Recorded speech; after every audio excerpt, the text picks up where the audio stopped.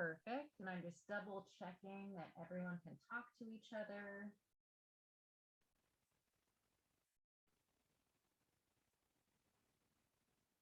You guys can chat with everybody, and people are starting to enter.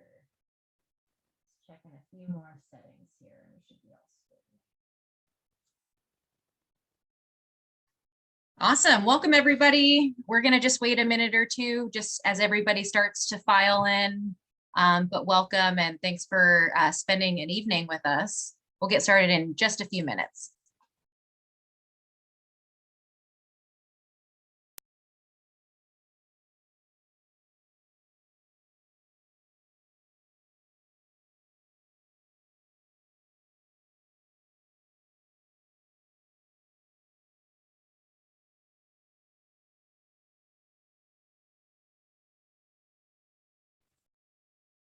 All right, I think our participant number has started to stabilize, but welcome everybody. If you guys want to put where you are tuning in from into the chat, we'd love to hear from you.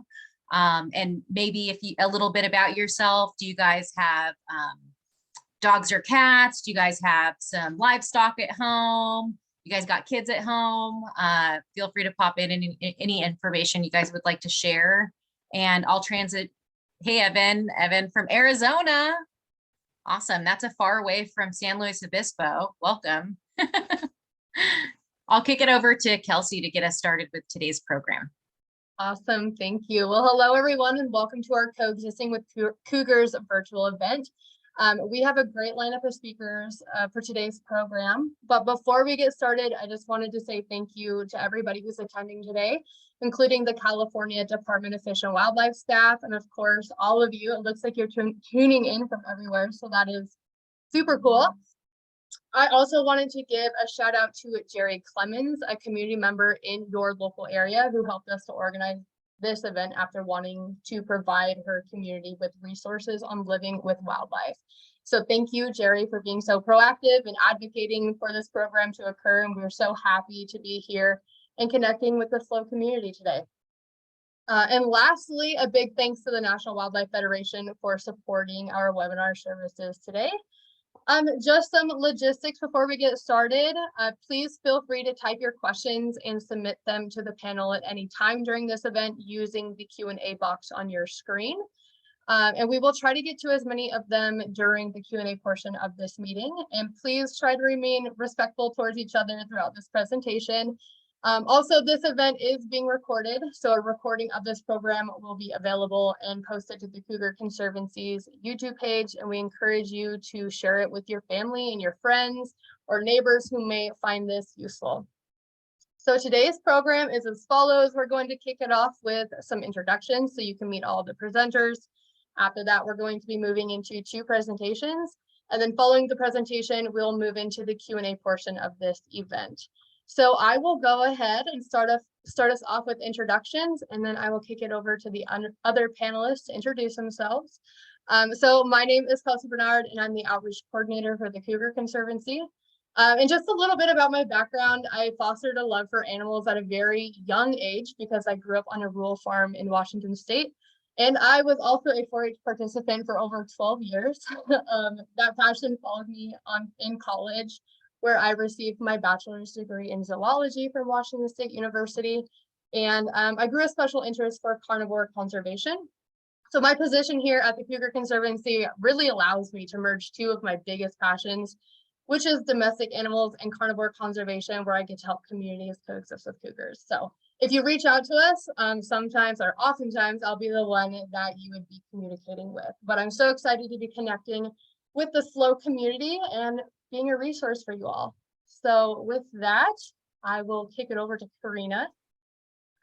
Awesome. Thank you, Kelsey. And again, welcome everybody. We really enjoy you, really appreciate you guys joining us tonight and spending your evening with us. We know it's late. Hopefully some of you guys have had dinner or are eating dinner right now listening to this presentation. But it's really great to connect with the SLO community. I gave a presentation at the university a few years ago, and to be honest with you, With our work really starting during a pandemic back in 2020, we're slowly starting to reach out to different communities throughout the state. And the SLO community is definitely a community we'd love to get to know more and be a resource for.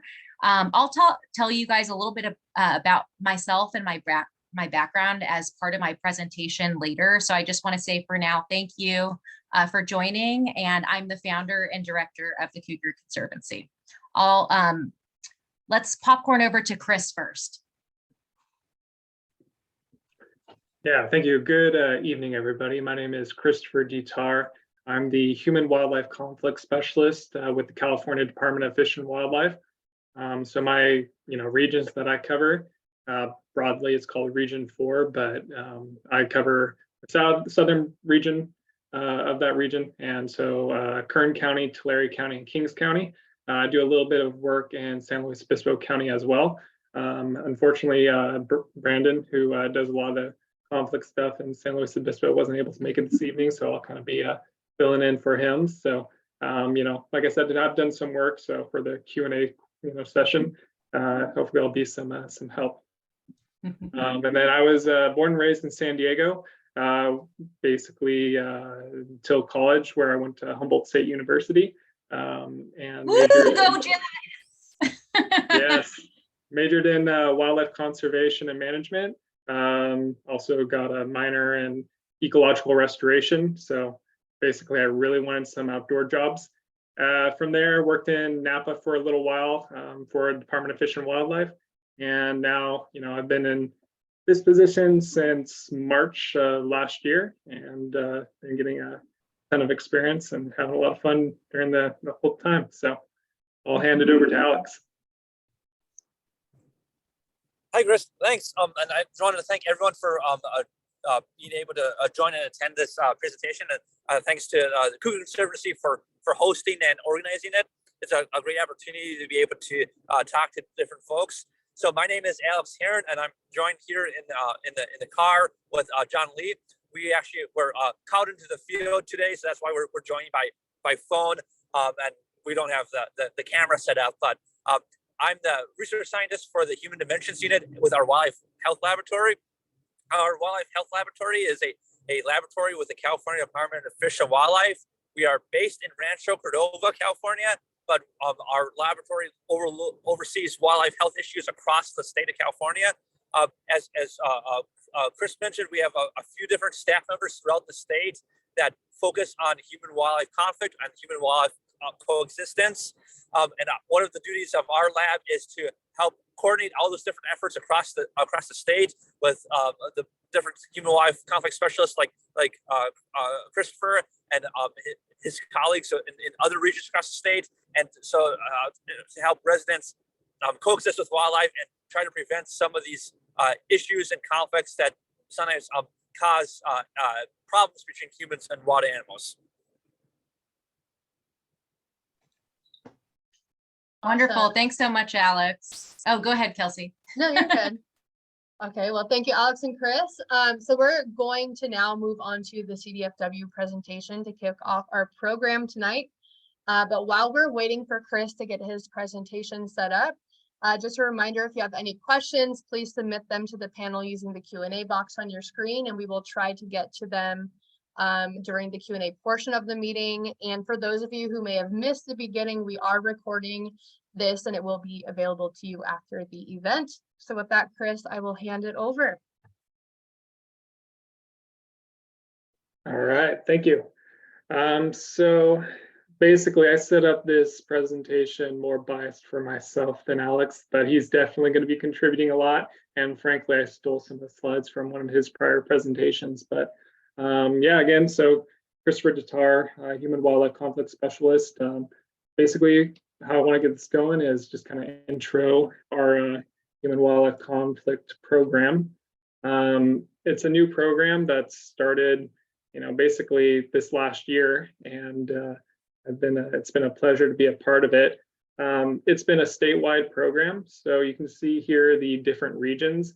The orange section, of course, is Region 4, the central region, which I am assigned to, and you can see San Luis Obispo County is included in that. It's fairly large region, and of course, a lot of it is the Central Valley area, but of course, we've got some coastal stuff and some high altitude mountains as well. So I wanted to include this first page just because I wanted to emphasize the importance of our wildlife incident reporting system. So this is a statewide online portal where folks can basically submit wildlife incident reports, whether it's general nuisance, property damage, even sightings, and that can help us track where these incidents are occurring, and they will be sent to the appropriate responding biologist, and they'll reach out and see how our department can assist with resolving the issues.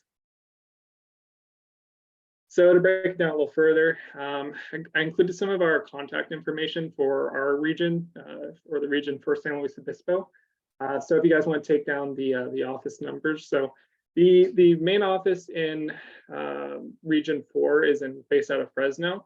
So it is a little bit weird, being all the way down San Luis Obispo on into Fresno, but that's kind of where we're centralized out of, even though, like I said, I'm actually based out of Bakersfield. But you got our main office number there, and then more specifically, our wildlife branch.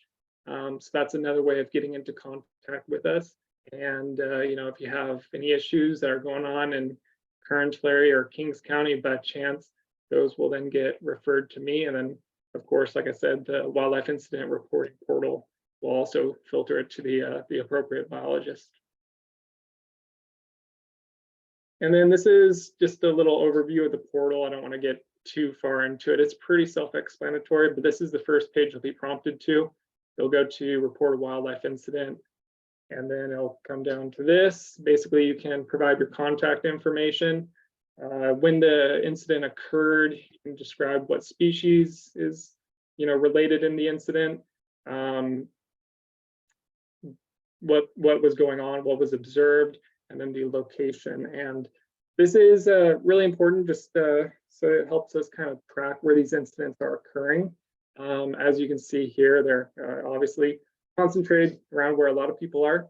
And the main conflict animal that at least gets reported to our portal has been black bears. This shows 2017 to 2022.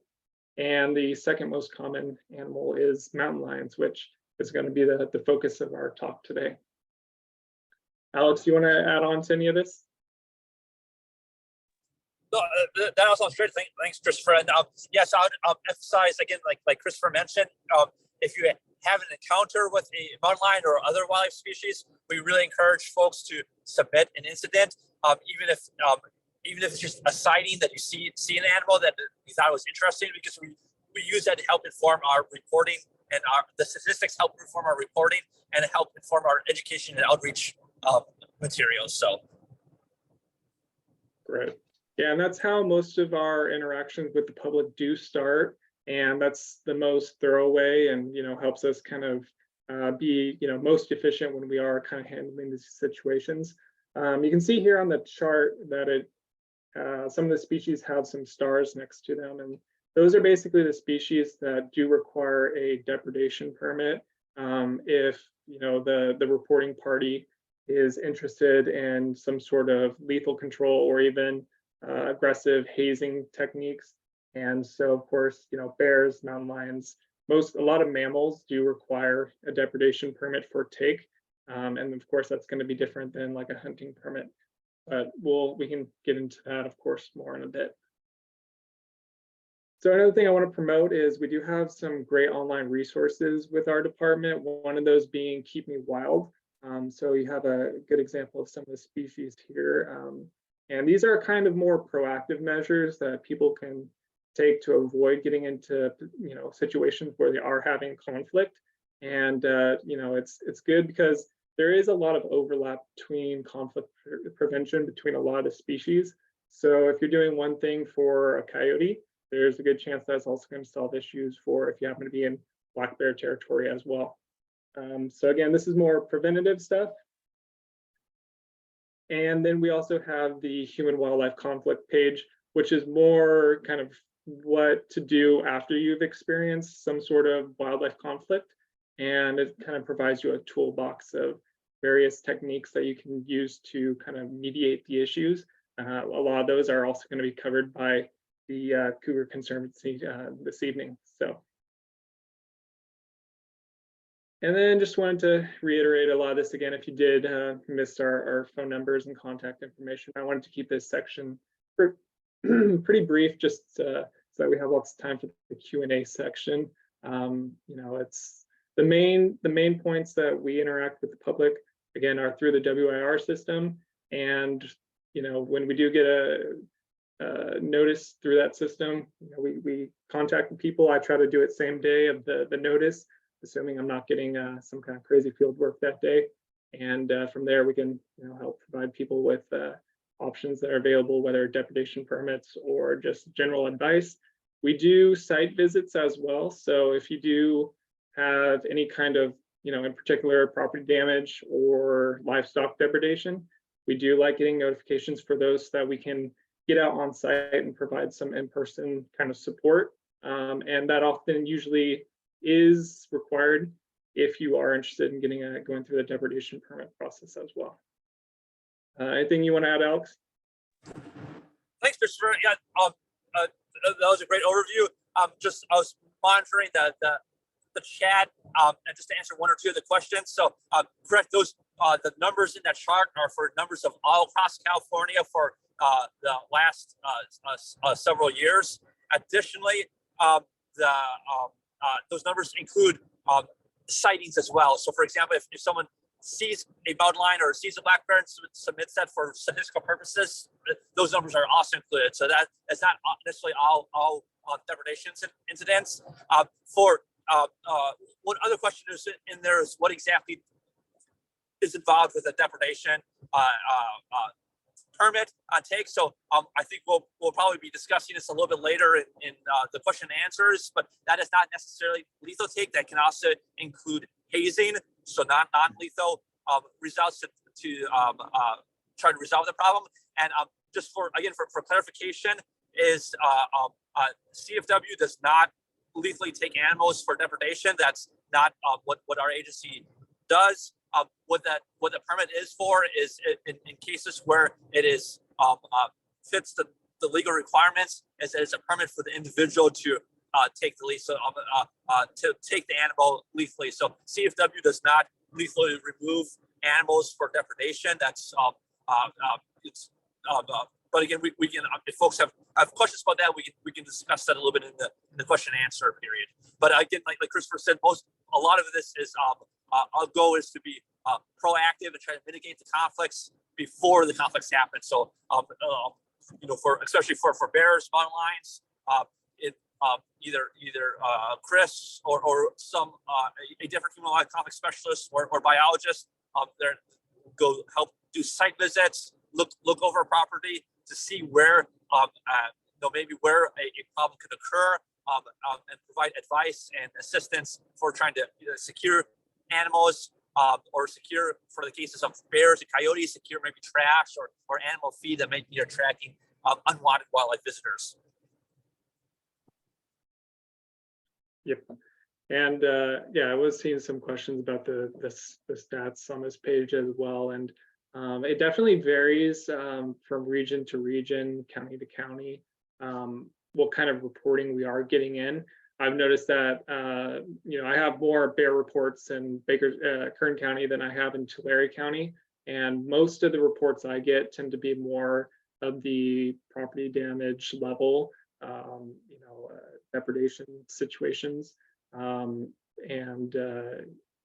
It's not too often that I just get a sighting report, but that does happen, especially at some more high priority locations. Like there's a few sanitary landfills in Kern County that like to keep me up to date on, you know, sightings of the bears and the activity that's going on around there. And, you know, I still reach out and see what steps they're taking to resolve some of the issues they're experiencing.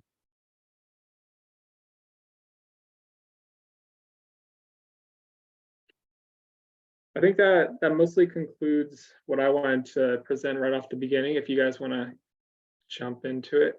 All right. Awesome. Thank you, Chris and Alex. So now we're turning it over to Korinna, who will be presenting on the Cougar Conservancy. Awesome. Just give me 1 second while I get my bearings here. Can you all see my screen? Yes. Wonderful. Awesome. Well, thanks, Chris and Alex. Really appreciate you being here. And again, it's really great to have the department here to be able to really answer some of those questions you guys had in the chat in detail. And so, yes, please continue to put those questions into the chat and we'll get to those at the Q&A part of this presentation. But again, my name's Karina Domingo. I'm the founder and director of the Cougar Conservancy, and I'm a wildlife biologist. I was born and raised in Los Angeles, California, and before founding the Cougar Conservancy, I worked on a bunch of different wildlife projects in the field with species like Roosevelt elk, black bears, cougars, spent a period of time putting collars on North American porcupines and a bunch of other really fun species. But I also, like Chris, received my bachelor's of science from Humboldt State University, now Cal Poly Humboldt, but I can't get used to saying it that way, in wildlife management and conservation. I've really worked throughout the Western United States to enhance human-cougar relationships through education, outreach, conflict management, and science-based policy. And so what I do is I work collaboratively with state and federal agencies like the Department of Fish and Wildlife, and other organizations like the National Park Service, different nonprofit organizations, and private partners to really prevent, manage, and try to reduce the human-cougar conflicts. You heard a little bit about Kelsey earlier during her introduction, but I just wanted you all to know that she's a resource for you all too, as our outreach coordinator. So if you guys send us an email, a lot of times it will be Kelsey that will be responding to you. But a little bit about the organization. We are a nonprofit organization based out of Los Angeles, California, that provides expert recommendations and direct support to state residents that are seeking to prevent or resolve conflicts that may arise between communities and cougars in the landscapes that we share together. And so our mission is to reduce human-wildlife conflict and conserve cougar populations through science-based management and conservation. We really see our work as being complementary to the work of the California Department of Fish and Wildlife. And as a nonprofit entity, we actually have a lot of flexibility in being able to try to meet the community's needs or the needs of communities. Just for a few minutes, let's just take a moment to talk about the current legal status of cougars throughout the state of California. Cougars were classified as a specially protected mammal under Proposition 117 in 1990.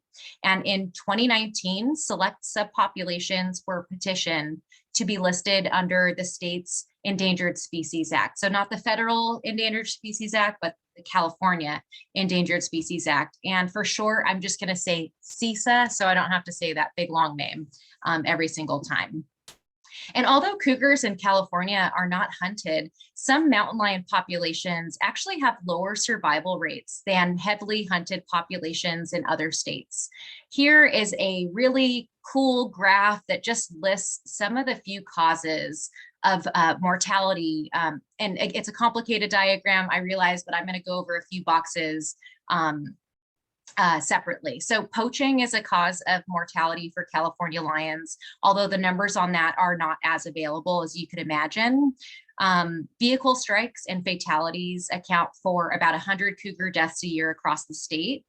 And environmental toxicants are also a cause of mortality for California's cougars. Currently, we know that cougars are being exposed to anticoagulant rodenticides, or like rat poison for short. They're being exposed at alarming rates throughout the entire state. We know that exposure can result in mortality, and that population level impacts right now are currently unknown. But in an ongoing health and monitoring program led by the California Department of Fish and Wildlife, scientists have found that more than 95% of the state's mountain lions tested in California have been exposed to these ARs, and with over 70% of those lions having 3 or more ARs in their system. There's also new evidence to suggest that exposure to ARs are reaching wildlife before they're even born. So researchers at CDFW recently detected ARs in mountain lion fetuses, which is a phenomenon that was previously also detected in bobcats in Southern California.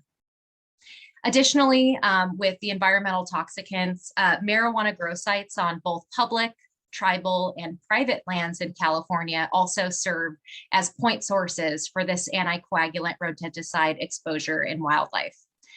We know, especially over the last few years, stochastic or random events such as wildfire can also impact cougars throughout the state. But as you can see, California cougars have many interconnected threats, and each one of these boxes really could be their own, its own presentation. But for today's purposes, I really want to focus my talk on depredation and coexistence, which is what Chris and Alex were just alluding to as well in the prior presentation.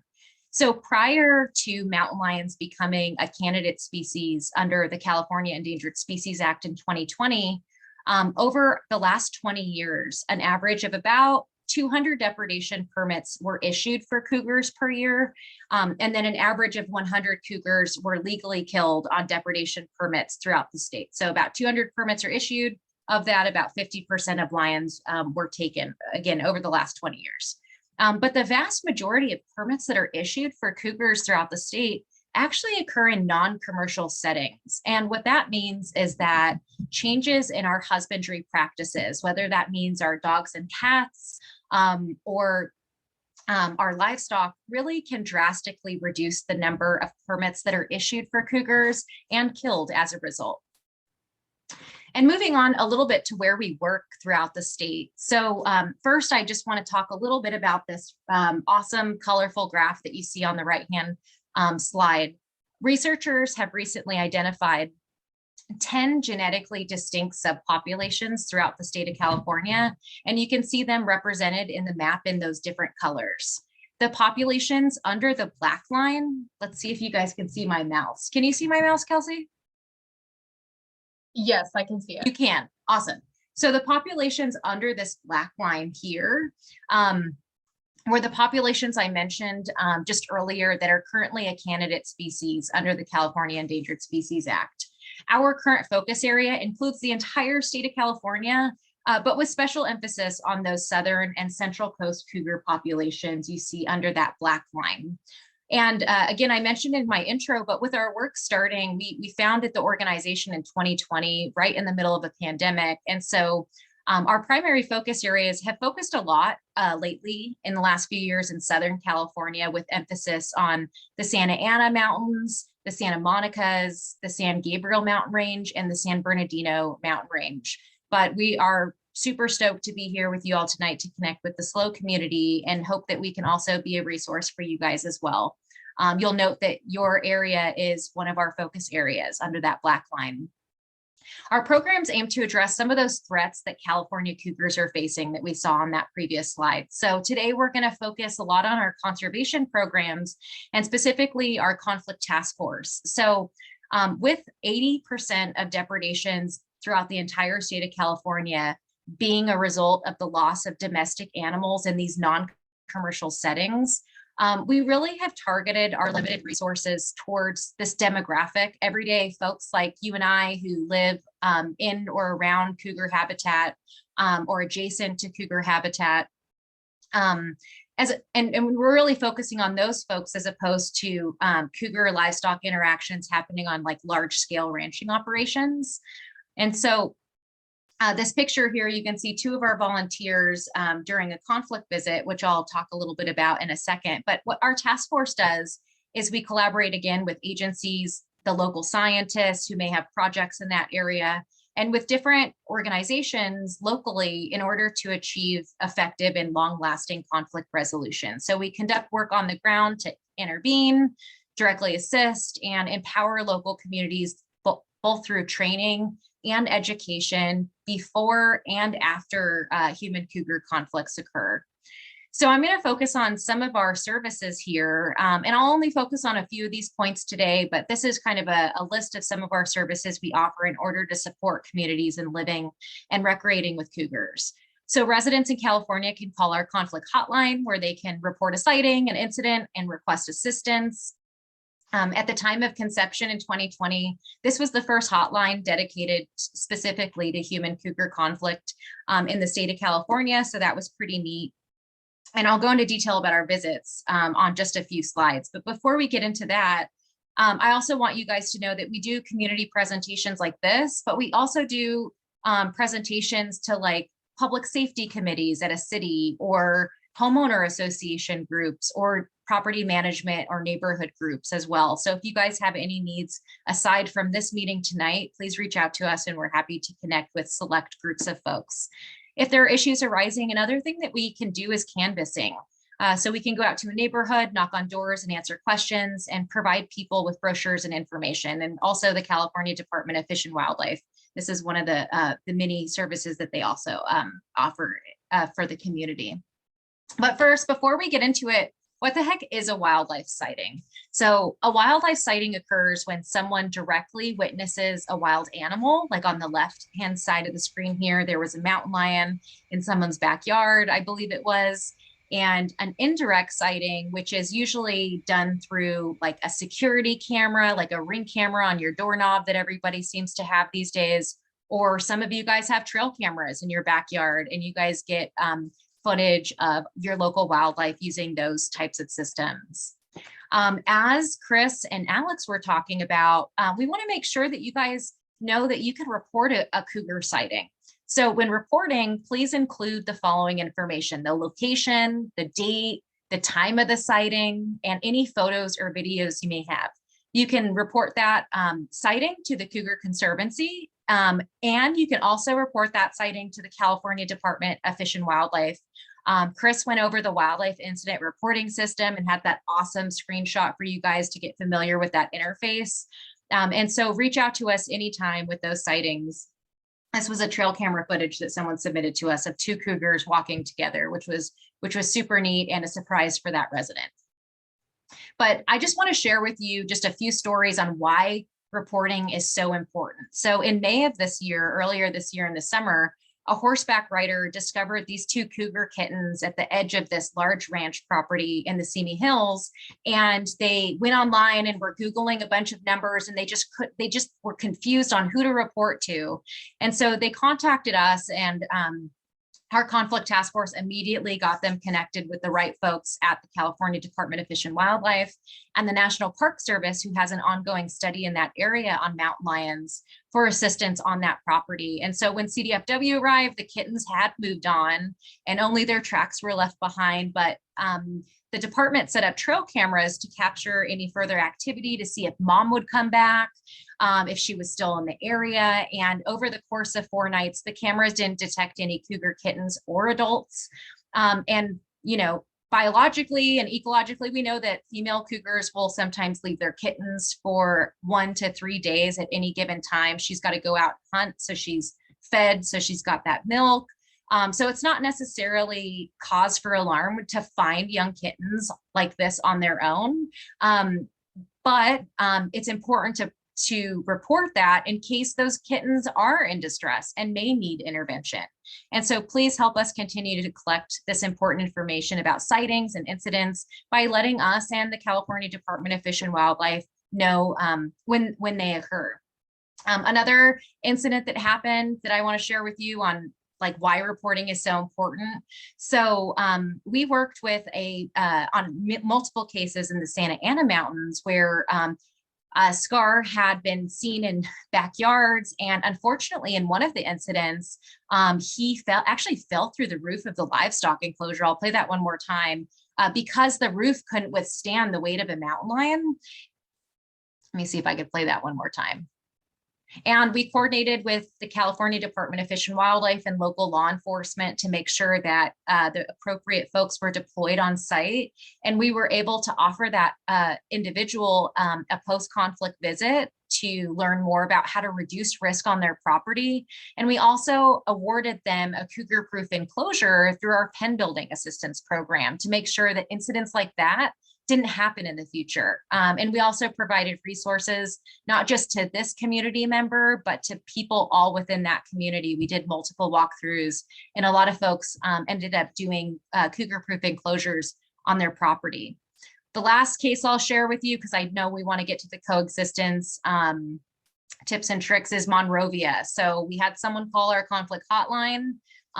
This mountain lion was in his backyard. It stood up in the middle of the night and started screaming. And so he called us and said, hey, there's a mountain lion in my backyard and I think it's injured. And so we coordinated with the California Department of Fish and Wildlife and were able to find the mountain lion on site, which we later named her Monrovia, from where she was found, the city of Monrovia. And after a successful capture and upon closer inspection, the team noticed that the female cougar actually had sustained burns on all 4 of her paw pads, likely from the nearby bobcat fire. And she was transferred to a local veterinarian and then up to the Wildlife Investigations laboratory, where CDFW's veterinarians were able to give her the utmost care. And she was actually ended up being the first mountain lion in the state history to be rescued, rehabilitated, and released in the state of California. So that was a historic moment made possible again by veterinarians at UC Davis and at the California Department of Fish and Wildlife and all the staff that also worked on that case. So this is an image of her post-release, happy with her little collar on and her ear tag. But again, you never know what your sightings are gonna turn into. So there are many reasons why reporting, and even if it's just for statistical purposes, we want that information, guys. I want to talk about our various services that we offer to the community members at absolutely no cost. And so one of our services is conflict prevention visits. So this is before an incident on your property, right? You want to be proactive. So during these visits, our team is invited out by you to come and provide that advice on available conflict prevention measures, as well as how effective those different tools are. And we do that based on your property and take into consideration your specific geographic area and a lot of other factors. And so community members, again, they're given those site-specific recommendations for reducing conflict in your backyard or your neighborhood. And so one example of a conflict visit is the one that you see here on the screen. So this individual had this giant mare motel. A lot of you who have livestock or have horses, this may be a familiar enclosure for you. And so they had this big mare motel, and after they heard about all these incidents happening with predators in their community, they reached out to us and said, hey, we've had this netting on the mare motel. We put Christmas lights because we heard lights are effective. Can you come out and please give us recommendations on how we can make this better, because we don't want to lose our animals. And so they ended up following our advice, and check out that after image. They completely excluded the entire mare motel. They made it to exclude any types of predators like mountain lions, like coyotes, and they have had no incidents on their property. And not only that, this individual ended up connecting us to multiple individuals on their block, and every one of those individuals we've reached out to, I think all but one, they all did an enclosure or retrofit after our visit. So that was pretty cool. And it really allows us community members to be proactive as opposed to reactive to human cougar conflicts. And that left image is just, come on, that's the best part of our work. We love animals, both mountain lions and domestic animals. And anytime I get to pick up a baby animal, I'm in it. Another one of our services is a post-conflict visit. So you probably get where I'm going with this one, but this is a visit that occurs after an alleged incident with the cougar has occurred, whether that is depredation or just general harassment of domestic animals. Hey, there's a mountain lion. I see it's around my enclosure at night. This is an issue. It's spooking my animals. What do I do? Or if there's a loss of a domestic animal in one of the more severe cases. And so our team does the same assessment as that conflict prevention visit, plus more. And so an example is this incident that occurred with Jenny Carr, who also lives in the Santa Ana mountain range.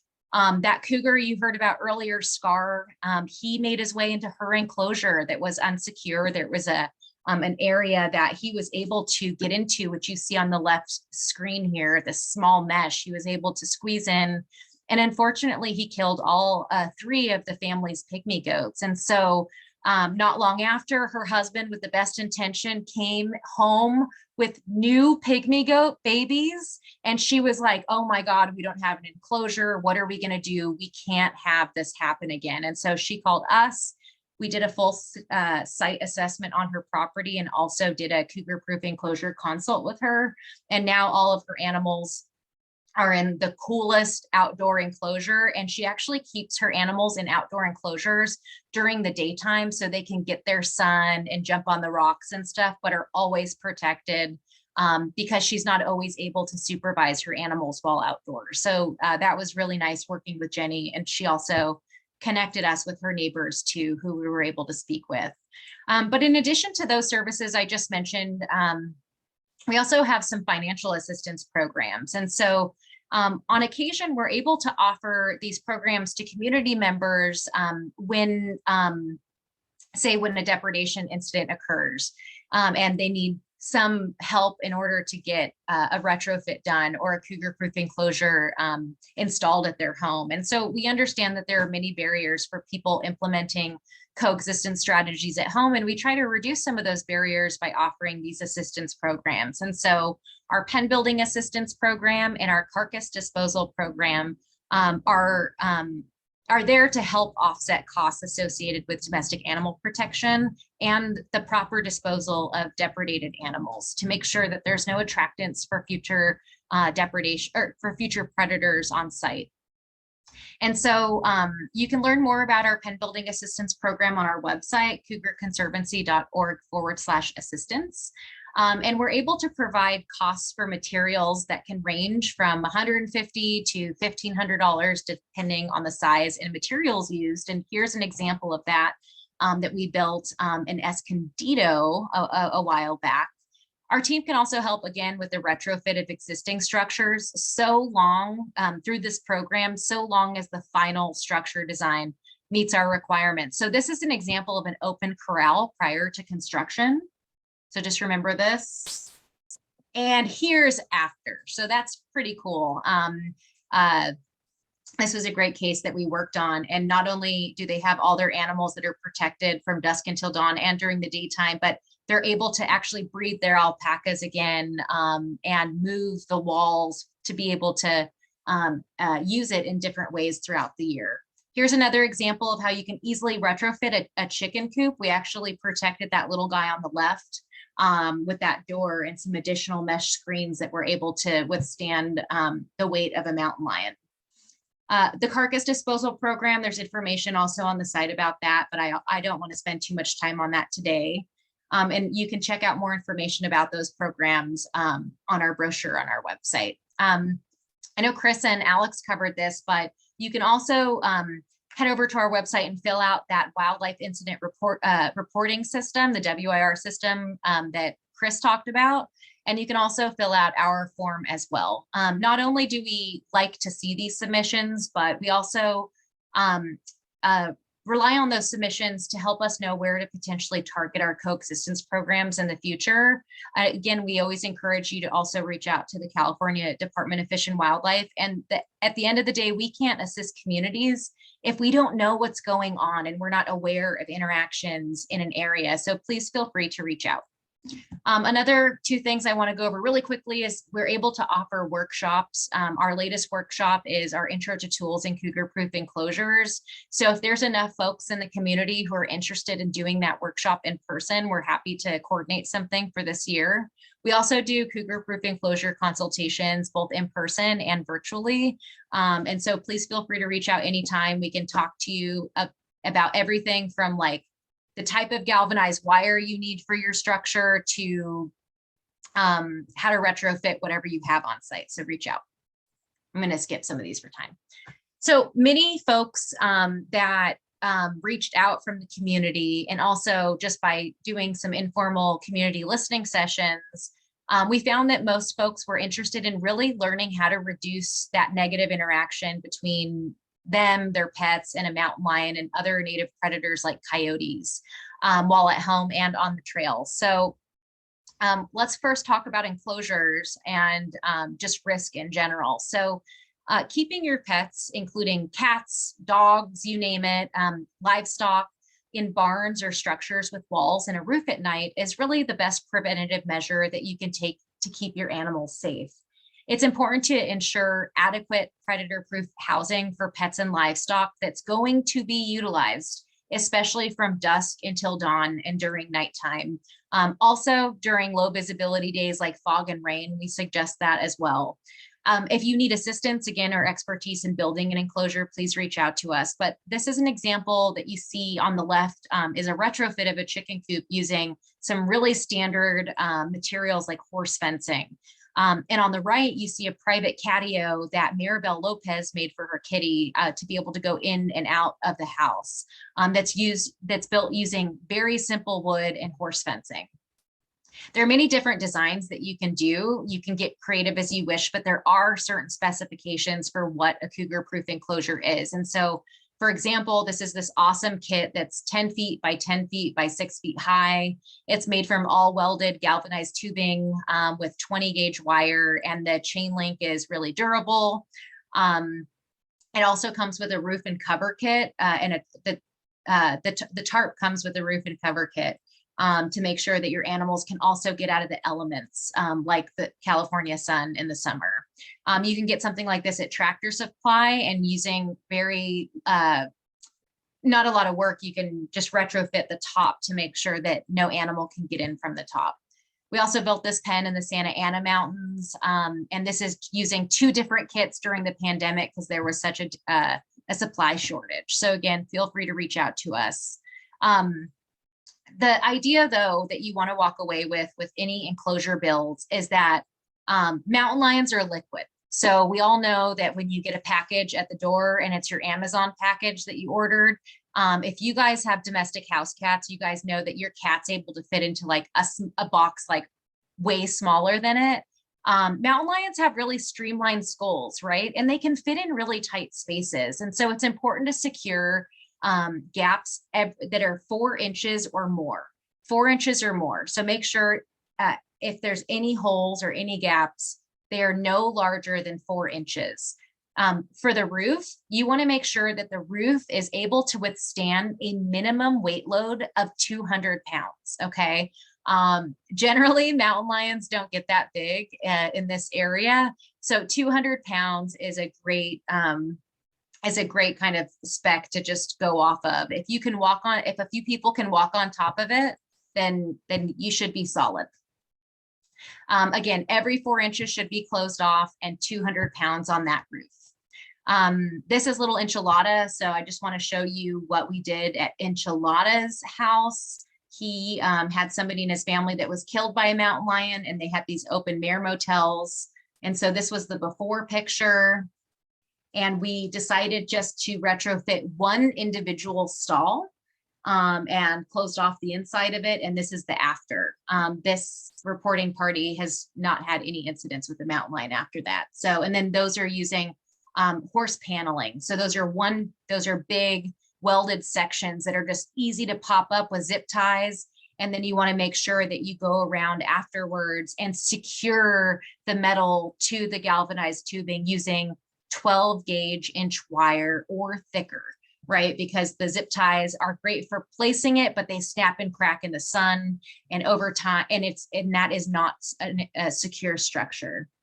This is another example of a horse stall that was retrofitted using horse paneling. Let me just play this time lapse for you. This is a kit that we've been testing out that actually I have at home for my cats because we have lots of coyotes where I live. And it's fully secure from the bottom to the top, and it's really easy to put together. You can actually put this together by yourself. I watched a YouTube video online where a guy did it all by himself, so that was pretty cool. So these are some pro tips for enclosures. I'm only going to go over like 2 or 3, but please email me. I have a whole deck I can send you on all the different pro tips to consider when building a structure. So secure doors with welded chain and a quick link. So the welded chain that you see here ensures that animals aren't able to kick themselves free. So I worked on a case years ago where a mountain lion was allegedly walking outside of an enclosure, and the animals inside the enclosure got so spooked that they actually kicked themselves out of their own enclosure. When I investigated that case, the chain that was on that door was an unwelded chain, the kind that kind of have sharp edges. And when the animals that have goats and sheep, and they have huge kicking abilities, and it looked like they were able to kick themselves out of the enclosure. So we recommend a welded chain. And a quick link is easy and efficient in keeping the door secured with that chain, especially in fire prone areas. You want to avoid using padlocks unless it's absolutely necessary for security reasons. And we say that because during wildfires, especially in California and other places, people often panic, they can lose keys, and a quick link is a much safer alternative that can get you and your animals out and evacuated safely and quickly. We only suggest, if you have to use a padlock for security reasons, we understand, but we highly recommend you using a quick link if you don't have those issues. Another pro tip is oh, you will never get my llama in an enclosure. That's a joke. My llama will never go in that 10 by 10.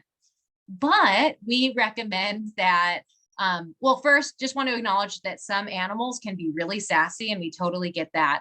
But we are here to try to advise you on how to train those animals. So we recommend you can get your animals accustomed to using their enclosure by using high reward treats. So for example, you can get their favorite treat, their favorite apple or carrot, and couple that with an auditory cue. So every time they hear the bell, they know it's time to go into their enclosure or go into the house, right? If your animals are allowed in your home. And that doubles with wildfire readiness, because if they can come upon being called by a certain cue, then it also helps with evacuations. And when the Woolsey fire happened in the Santa Monica's years ago, folks had a lot of issues evacuating their livestock and pets when that fire came, because it was so quickly burning. So some of this cougar-proof practices also helps with that wildfire readiness.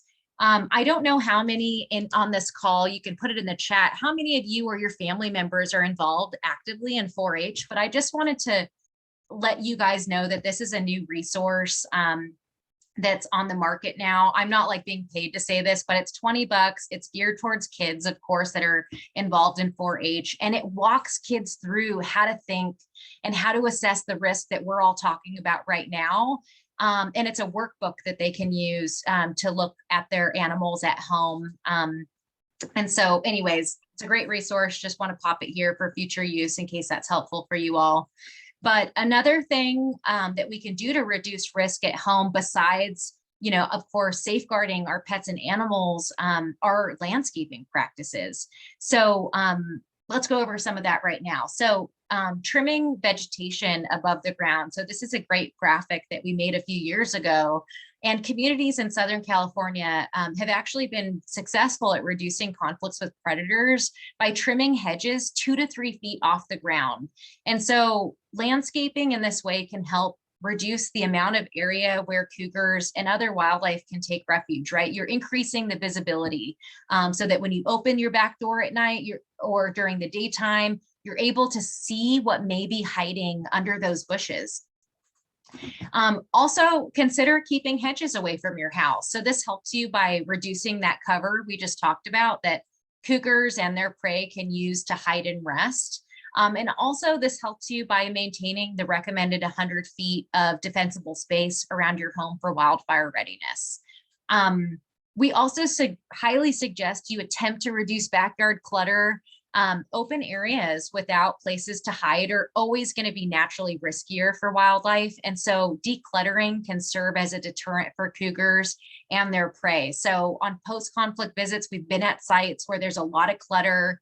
There's we've set up cameras, there's a ton of rodents, and who eats rodents? Coyotes. And who eats coyotes? Mountain lions. So decluttering is definitely something that we suggest if you can.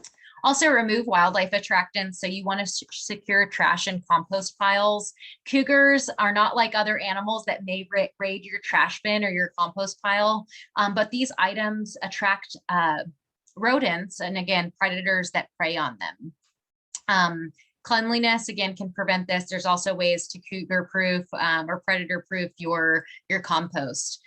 Pet food and water should not be left outside unattended. And so, and that makes sense, right? Pet food represents a really easy meal to wildlife. And so consider feeding and watering pets while outdoors. And if you can, try and bring that food inside. I realize a lot of us with livestock can't do that, but try to make it inaccessible to wildlife. And you never want to feed wildlife. Do not feed wildlife. Try and pick up pet droppings. That can be an attractant to some animal species.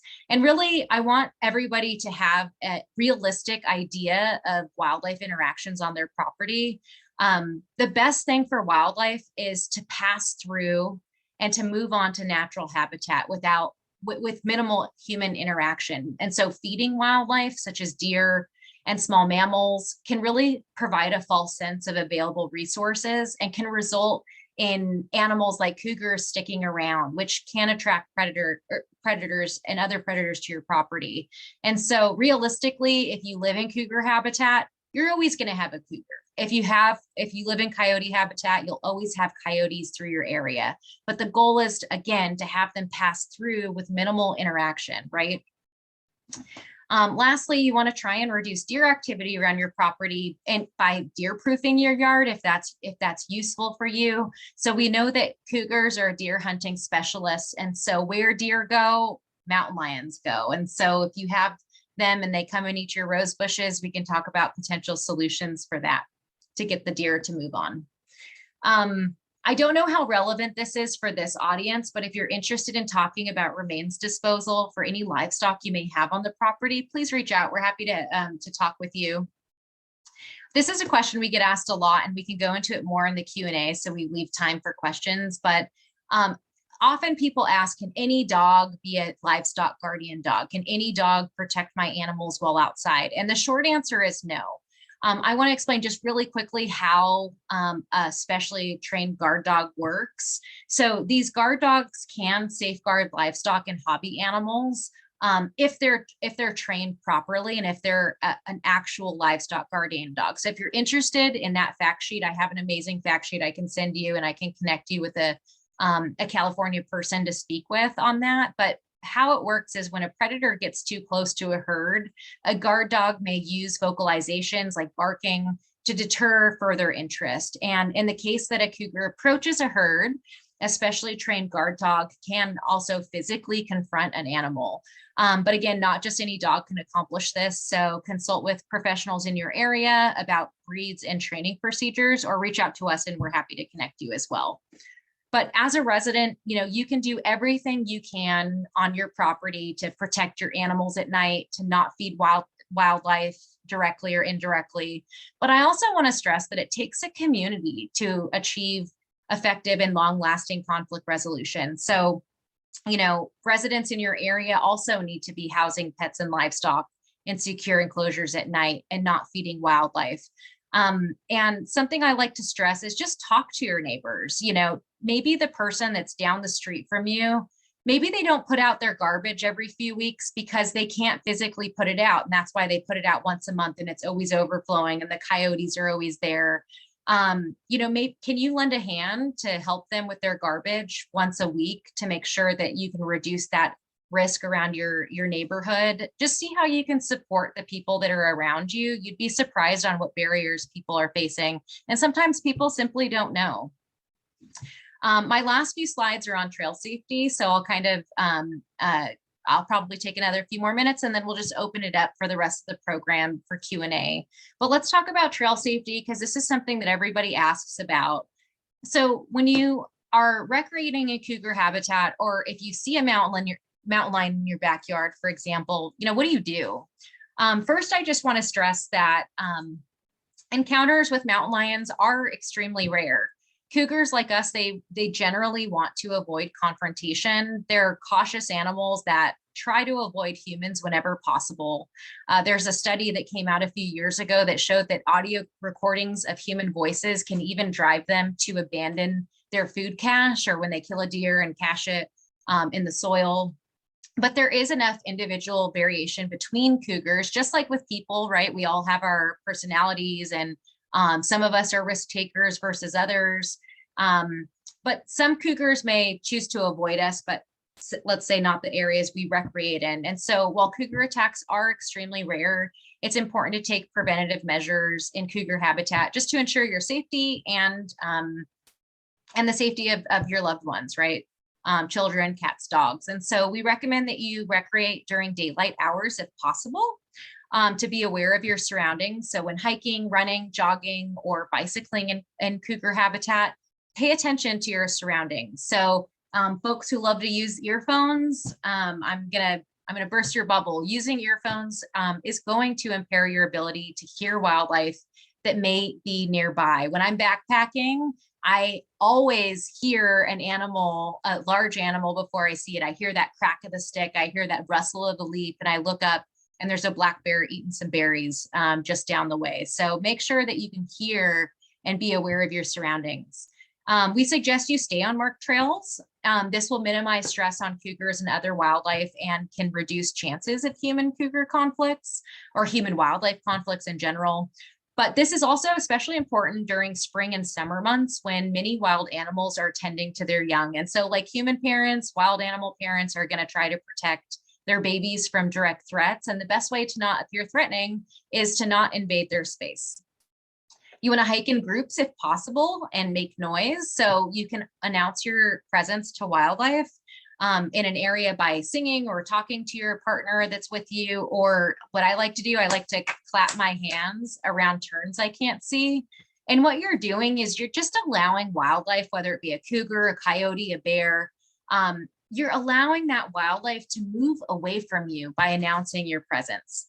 You always want to make sure you're supervising children and ensuring that they stay close to adults. And some of you may roll your eyes when I say this, but when I say close to adults in cougar habitat on a trail, I mean within arm's reach. And so inform children on how to safely recreate in cougar habitat. I have a little niece, she's 7. We go over the whole, like what to do, how to do the air horn, all that stuff. And it's actually a really fun activity for kids. Adults can also ensure that children don't disrupt wildlife by just making expectations clear and just generally setting a good example. If you see an animal carcass, I'd suggest you not approach it. It's going to be food for some other animal potentially, and it's just best to move on to minimize disturbance to wildlife. You can consider carrying air horns or bear spray, which we can talk more about in the Q&A. Bear spray is a good form of protection that can be effective if you know how to use it. And there's also reusable and disposable air horns we can talk about. I just want to cover pets. So recreating with your pet, I would just say, 1, consider leaving pets at home. But I realize a lot of us, we got a dog because we want to hike with our dog, we want to go camping with our dog, totally get it. So if you choose to bring your dog outside, you want to make sure that you keep them on a leash that is less than 6 feet long. Those long leader leashes, what they do is they really remove control from the owner, and we suggest that standard leash, right? 5 to 6 feet at a maximum. And this just keeps dogs close to you and prevents them from going off the trail and getting into trouble. And if you do encounter wildlife, you're able to have them close to you. So what to do if you encounter a cougar? Don't run, face the cougar, stay together, and don't turn your back on or crouch down for long periods. If you can, pick up a small child if you have one, and give the cougar an escape route. If you guys write down to Google the Florida Panther boardwalk video on YouTube, you'll notice that someone encountered a panther while on a boardwalk in a nature area. And that video is a great example. The panther, mountain lion, right? Same thing, went past the person on the trail because they didn't want to turn their back on the person either. And so I've interviewed folks that have also had direct encounters with mountain lions, and some of them also had the mountain lion go past them. So do give them an escape route, leave them room on the trail. That's something people don't usually think of. You want to make yourself look big as possible, and by extending your arms and opening your jacket, speak in a loud, firm voice. Hey, cougar. Hey, cougar. If you're hiking with your pet, you want to pick up small dogs, again, without crouching down for long periods. And if your dog is too large to pick up, again, you have them on a leash that's 5 to 6 feet long at a max, right? So you can bring them as close as possible and hold them firmly on a leash beside you. And at that point, if the cougar continues to show interest, if you have that air horn, you want to go ahead and deploy that air horn. You can throw objects if the cougar continues to show interest. And of course, if you are carrying bear spray and you know how to use it and you feel as though an attack is imminent, you can go ahead and deploy that bear spray. And in the extremely rare case that a cougar does attack, then you want to fight back. This is not an animal that you want to play dead. You always want to fight back.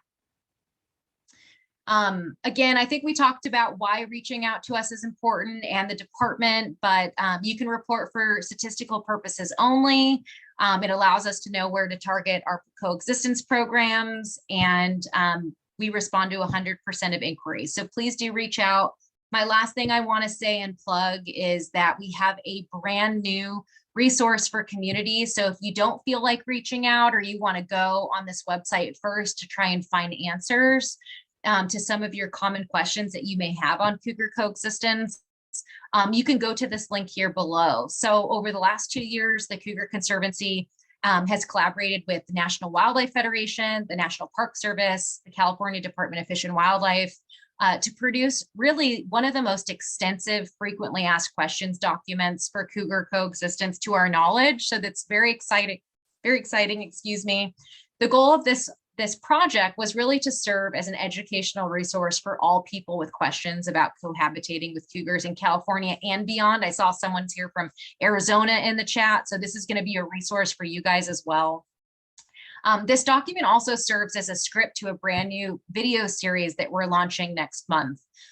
These questions are also going to be part of that, each video. Again, special thanks to our partners like the Department, National Park Service, et cetera.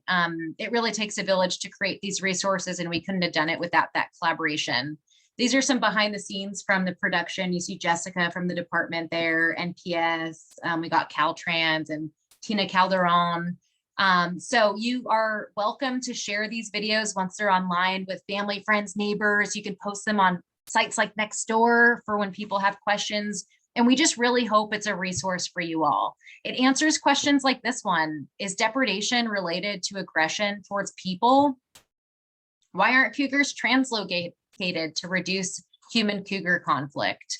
And so you can find those videos as of next month on our YouTube page. So please go to it. We can't cover it all in one talk. You feel free to click the subscribe button and follow those videos as we premiere them over the next 6 months. And if you enjoyed this presentation and like to support our work, consider making a donation to our organization. But with that, I just like to say thank you. Thank you so much again to Jerry for coordinating this on behalf of her community. And we'd love to take some questions from the audience and just really appreciate you spending your evening with us tonight. So I'm going to stop sharing my screen. And I'll pass it back over to Kelsey to start with some of the questions we received. Oh, you're muted. I thought I pushed a button. Thank you. So far, we haven't gotten many questions. I'm going to look through the chat one more time. Okay, we do have one from Cheryl. They said, is there a way of tracking this local cougar that's been hanging around all throughout the day and night so we can see where it's at? It's been hanging around in neighbors' front and backyards in residential neighborhoods. Chris? Yeah, I can touch on that one. So it depends on, do we have a GPS collar on that individual? So it's hard to say from that comment. Two, even if we did have a GPS collar, we try to keep that a little bit more private. Part of that being, not everyone, loves having mountain lions around. And so if we made that information public, there is a chance that, there could be poaching or something of that. And so we just tried to avoid that. Typically, as you guys were touching on earlier, it's not likely that they're going to be aggressive towards people. And if folks are taking appropriate measures to protect their pets, that's the best way and the most long-term solution to dealing with a mountain lion that's in the area. Yeah, and I just want to add to that just for a moment as well. So often, and I'm not saying this is the case with this specific lion, but when we speak with community members, a lot of times people will say, oh, I know it's just this one lion that's hanging out. And I just like to reiterate that if in any given area, if you live in or near cougar habitat, one male lion can share his territory with anywhere between 2 to 3 females. So often community members are seeing more than one cougar because although they are territorial, their territories do overlap, especially the male with a couple females. And so again, that's why it's so important to, protect pets and livestock and, maybe do some of the things in the presentation we mentioned to reduce risk. Because likely it's not just one cougar that's interacting in your space, in your backyard, but that's a great question. Jerry, just to answer Jerry's question, what is the name of the organization with information about livestock guardian dogs to deter predation in California? Yeah, so we work with some pretty amazing folks. Carolyn Whitesell at UC Cooperative Extension just came out with Dan, a great fact sheet selecting a livestock guardian dog puppy and walking folks through that process. And so I'm happy to share that information with you. But it is a good one for those who have properties where a livestock guardian dog may make sense as that non-lethal tool to use.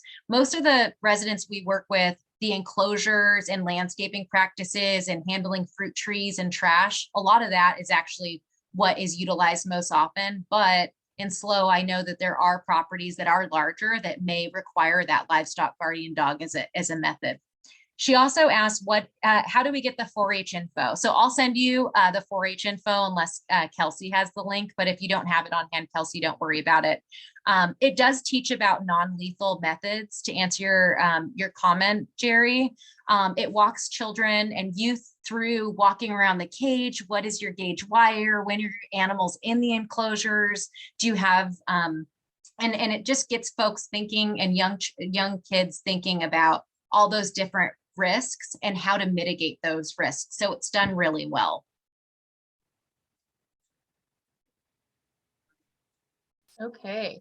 Are you done with that question, Karina? Okay, great. So we have another question. What is the current endangered species status of cougars? Are they still just candidates?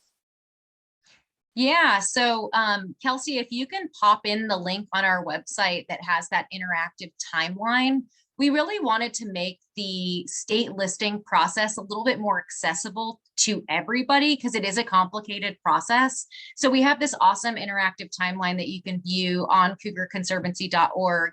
And the short answer is that we're current, and maybe Chris or Alex want to touch on this, but we're currently awaiting the evaluation report, and a decision should be made by the California Fish and Game Commission this year. And that's the most that I know, but Alex may want to add something. Yeah, sure thing. So, and it probably sort of touches on some of the other questions we asked. Sure. When people have questions about, what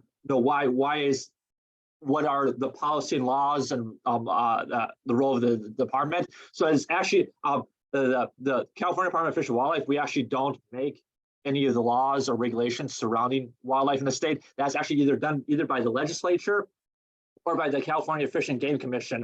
And even though it has a similar name to us, it is a different organization than the department. So for whether it's any species, any candidate endangered species that's submitted, the process is that anyone can submit a petition to the Fish and Game Commission to have that species listed as an endangered species.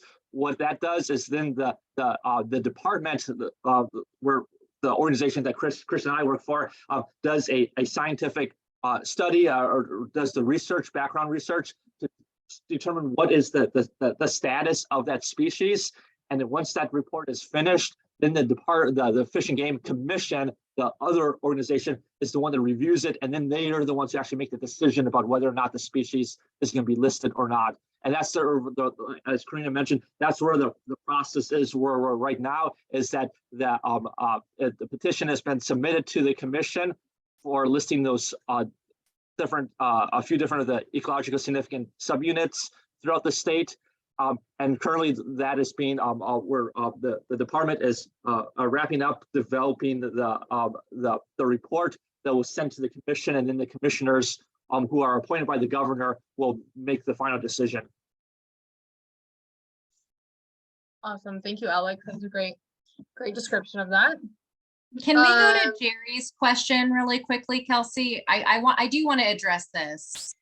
It's explain the importance of why we need to support a diverse wildlife population and how it benefits us. So I can answer that specifically as it relates to cougars, since that's today's focus. But the role that cougars play in our California ecosystems are pretty complex. So cougars are the only large carnivore in many areas throughout the state, and are the main predator on the area's dominant herbivore, the mule deer or the black-tailed deer, depending on where you're at in the state.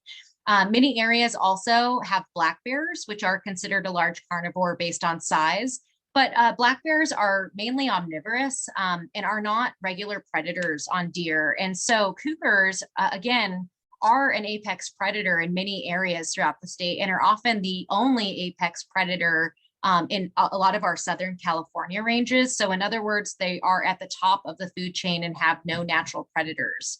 Apex predators in general can have various effects on the species that they prey on, including prey behavior, which can in turn affect and structure other aspects of an ecosystem. So as an example, kills made by predators also can attract like a diverse crowd of scavengers, right? Including mammals and birds and insects. And so while we don't fully understand all of the ways that cougars may affect deer, again, their main prey species, or other small carnivores like coyotes and bobcats and raccoons, and other scavenger communities in general, but given that cougars are the only apex predator species in many parts of their range here in California, losing them and whatever roles they may play is not an experiment we want to conduct. Hopefully that answers your question, Gary. That was a great answer. So thank you. Let's see, another one that is awesome for non-drivers who sometimes walk at night for transportation. What are the best strategies to avoid trouble in cougar country? Korinna, do you want to touch on that? Or Chris, yeah, Or I mean, Chris, anyone, or yeah. Alex. I can take it, but Chris, do you have any thoughts? Yeah, I'd say the biggest thing is walk with a friend. Don't walk alone. Probably a good idea to have a light with you to kind of have some illumination. If you got a large dog, maybe having that close at hand too may not be a bad idea.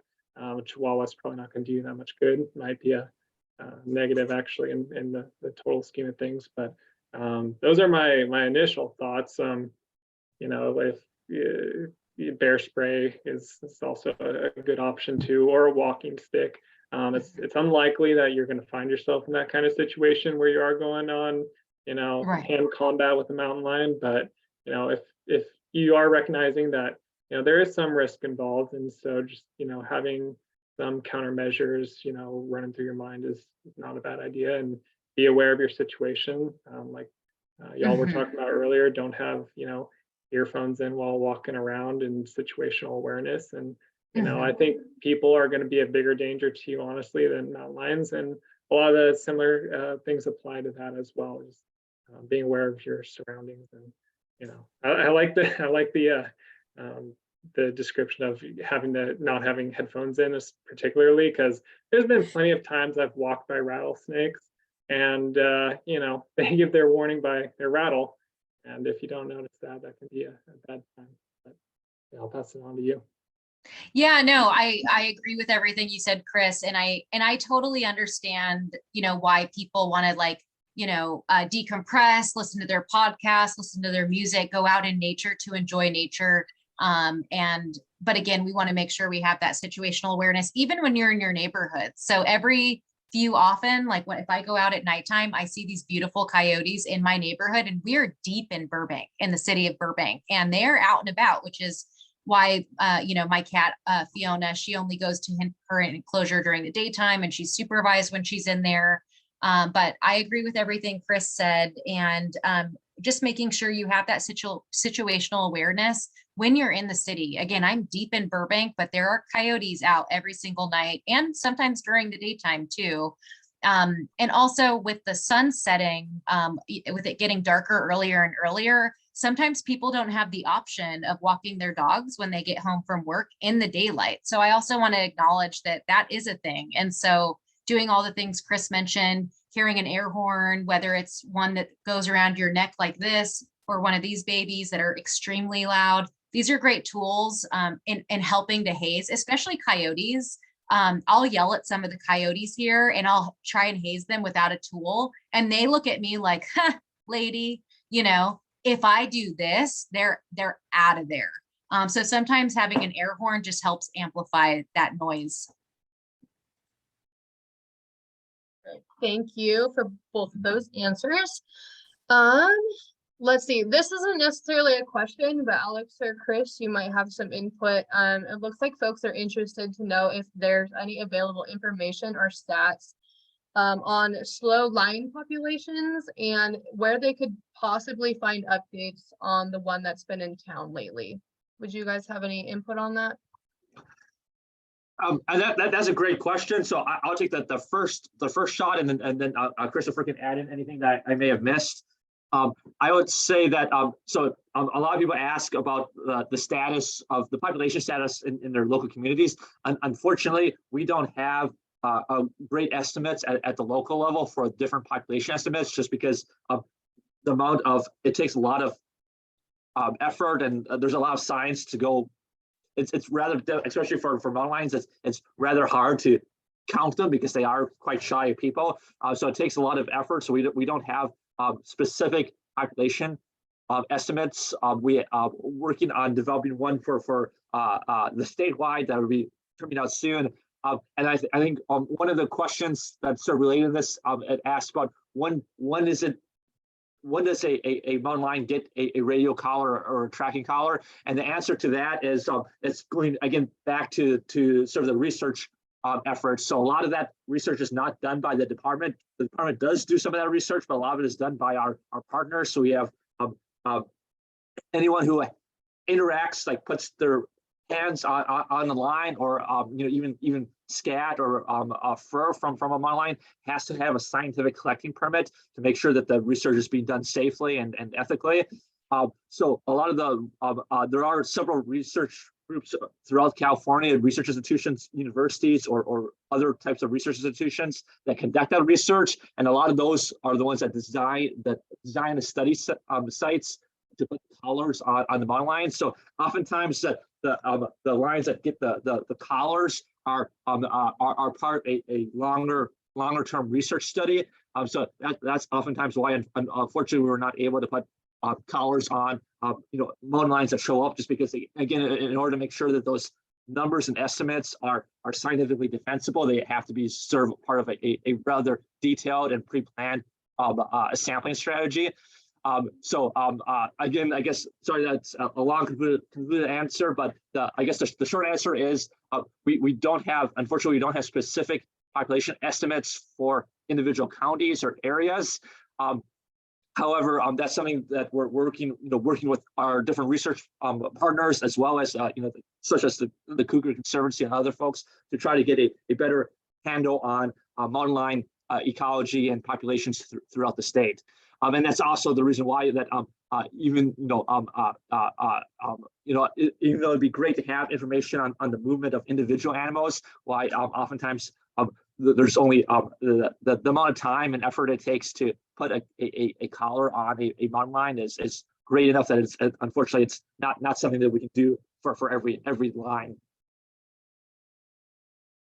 Thank you, Alex. I would add to that, just, when we do put collars on animals, we pretty much always have to use chemical immobilization. So it's very biochemically invasive. So it's usually more of a last resort thing or very contained for research, like Alex was alluding to. Sometimes if there are cases where maybe a mountain lion gets into an area that's, inappropriate habitat, or just, a perceived public safety issue where we might be able to get a GPS collar on them. And those are definitely interesting to kind of monitor and see where they move, because of course mountain lions can migrate, hundreds of miles, and ones that are around humans are prone to returning to kind of more urban environments. So I mean, if we had more staffing and unlimited funding, I think that's probably something we would do a lot more, but it's a little bit more limited. There's also the risk of the collars. Sometimes that things can go wrong, and when things can go wrong, they do go wrong, and we definitely want to avoid putting the animals in risk. And we don't want like a mountain lion's arm getting stuck in the collar or anything like that, which has been observed before. So that's one of the reasons why we don't exactly have super good estimates on populations, especially on a localized level. And even if we did have some literature, it's still a very wide range of kind of what the population estimates would be. Thank you.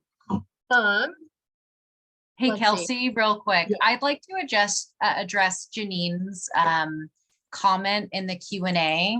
One of my friends here in San Luis Obispo has had 2 mountain lion cougar visit in the Perfumo Canyon Hills. He had a chicken over 2 nights, a chicken killing party over 2 nights, killing 350 hens, devastating her egg business. Naturally, she's upset. So yeah, so I think a common question we get from community members is it normal behavior for a cougar to kill multiple animals during a single depredation event? And so what we call that is, we call it surplus killing for short. And this is when predators kill more prey than they can eat. And this is a normal behavior for predators, including cougars, though it occurs only under very specific circumstances. For example, surplus killing can happen when a cougar or other predator gets into an enclosure, but the confined animals can't escape. So that's where the fox in the hen house saying comes from, right? The fox will kill all the hens in the hen house if the hens are unprotected from predators. And so we know that cougars can easily jump fences that are less than 8 feet tall and can squeeze through small gaps in enclosures and fall through unsecure roofs. And so ecologically, in the wild, when a cougar goes after a group of deer, or let's say a wild grouse in this case, right? They have the prey animal has that opportunity to run, and a cougar is lucky to capture one individual, if any. And so when we have these environments where animals can't run away, but a cougar or animal can get in, it's their natural instinct to chase and kill that prey. And sometimes that can be directed towards every animal that cannot escape. And so we see this with alpacas, with goats. I've worked on cases where multiple goats were unfortunately killed. It's always really unfortunate when this happens, because a lot of times it could be prevented using some simple non-lethal methods. And so it sounds to me, though, Janine, that this may be a larger operation. And so I do want to acknowledge that as properties, as it doesn't become a residential, like chickens at home where you only have a dozen or 2 dozen chickens, the more chickens you have, you have to have different measures to protect them. And so we are happy, and Chris as well, to connect with this individual who this happened to and provide recommendations, because obviously that is a huge loss, and we want to make sure we try and prevent that whenever possible. So thanks for reaching out to us, and if you'd like to connect us with that individual, we'd be happy to speak with them. Awesome, thank you. Let's see, we have another question here from Christopher. If the central and southern populations end up being listed under CISA, what effect would that have on CDFW issuance of depredation permits? Chris or Alex? So that would be a good question, and I get, you know, it would probably be one that would have to be answered by higher up, because, you know, I'm closer to the bottom of the CFW hierarchy than I am to the top. But so, you know, if it is you know, if it's a Endangered Species Act, you know, any endangered species, is that there would not be depredation permits for endangered species. So, right, like Korinna mentioned, currently mountain lions are a specially protected species, and that was passed by a referendum, a proposition. So again, the current regulation is that the permit, or that I think, again, this touches back to CFW not making the laws, just enforcing them, is that we will issue a depredation permit that can authorize either lethal take or non-lethal take. So even the term take is sort of a legal jargon word that dates back actually quite a while into U.S. legal and history, is that it's anything that really sort of any interaction with a species can be considered take. So currently the current policy is that we always try to emphasize non-lethal take where possible, which includes some of the advanced hazing tools that Christopher mentioned. And you know, if in certain circumstances, if the property owner wishes it and they qualify for it, after a certain number of incidents, depending where you are in state, a lethal permit can be issued. Again, CFW does not take the line that ourselves. It's just one of the permit that allows an individual to take the line. But we always, of course, try to emphasize non-lethal methods. And as Karina mentioned, the big thing is trying to prevent problems from happening first, because again, it's you know, if a livestock is taken or a pet is lost, I mean, that's not great for anyone. So we want to try to work with communities to prevent that from happening in the first place. But I guess in short, for if the Fish and Game Commission decide to list the mountain lion populations under CISA, they'll have specific guidelines on what will be allowed, what will be allowed for that, that'll be part of the decision when they make the decision. Mm-hmm. Thank you, Alex. Okay, I think we could popcorn and do 2 questions, and then we can call it a night, since it's 8:01, and I want to be sensitive to everybody's time. Kathy asked, my neighborhood has no deer to speak of, but is rural. Is this an indication of active mountain lions, or does it suggest lions or won't be hanging around? So I would say, and this is what I say to everybody, I would just always assume you are in mountain lion habitat. If you throw a rock in California, more than 50%, I think the latest study, right, Alex, more than 50% of the state is cougar habitat. So just always kind of assume you are in it, and that's kind of the best practice, what I would say in short, since we're short on time, Kathy. And then I wanted to address really quickly, where did the comment go? Is it normal for a mountain lion to be out in a residential neighborhood in the middle of the day? So as far as daytime activity goes, cougars can be spotted at any time, day or night, as they move throughout their ranges. Spotting a cougar during the day doesn't necessarily suggest abnormal behavior or that there's a threat to public safety. However, cougars are more active at night and during crepuscular times like sunset and sunrise. And where people live and recreate, some of the studies show that cougars and other predators can be more nocturnal or active at night. But if you want to, since we're short on time, I suggest you go to that FAQ page, and we have a whole question on why do cougars sometimes roam our neighborhoods, which is kind of half of your question, because it's a daytime thing you asked about, and also why are they in our neighborhoods? So I hope that you can check out that resource and dive more into that. And I'll pass it back over to Kelsey. Awesome. All right. Well, thank you so much. Feel free to reach out, I know, to Karina or I. Chris, if you want to provide your email, you can as well. But my email is kelsey@cougarconservancy.org. Karina is director@cougarconservancy.org. So if you have any further questions, please feel free to email us. But aside from that, if anybody else has any comments at the end of this presentation, feel free Karina or Chris or Alex. But if not, thank you all so much for being here tonight with us. Yeah, and just a friendly reminder, everybody, this event was recorded and we will be putting it on the Cougar Conservancy's YouTube for anybody who wasn't able to make it. And again, we really encourage you to share it with family, friends, and neighbors online and through your social networks just to get this information out to everybody. Again, thank you, Chris, and thank you, Alex, so much for joining us this evening. And we are all a resource here for you guys.